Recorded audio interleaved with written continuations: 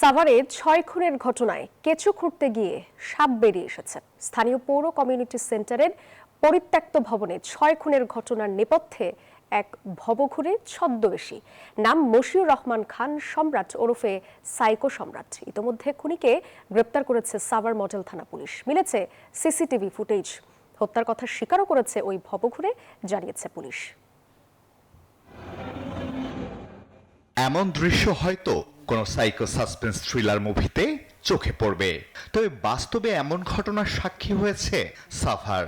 CCTV ফুটেজে দেখা যায় মরদেহ কাঁধে নিয়ে যাচ্ছে এক ব্যক্তি।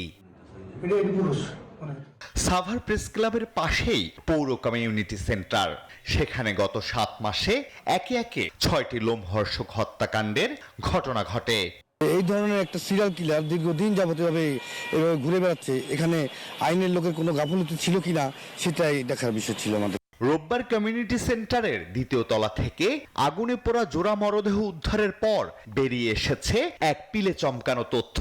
খুনি এক ভবঘুরে, পেশাদার অপরাধী না হলেও মানসিকভাবে বিপর্যস্ত। পুলিশ জানায় মরদেহ কাঁধে নিয়ে যাওয়া ওই ব্যক্তি ছদ্মবেশী ভবঘুরে হিসেবে পরিচিত। সে মানসিক বিকৃত বা সাইকোপ্যাথিক কিলার। প্রাথমিক জিজ্ঞাসাবাদে গত 7 মাসে 6টি হত্যাকাণ্ড ঘটিয়েছে বলে স্বীকার করেছে। এটার সাথে জড়িত আছে বলে আমাদের কাছে প্রাথমিকভাবে সে স্বীকার করে।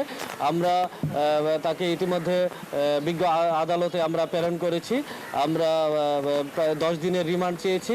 থানা থেকে মাত্র 100 গজ দূরে এবং সেনা ক্যাম্প ও সরকারি কলেজের পাশে এমন নৃশংস সিরিয়াল কিলিং এর ঘটনায় এলাকা জুড়ে আতঙ্ক বিরাজ করছে। Desk report, news 24।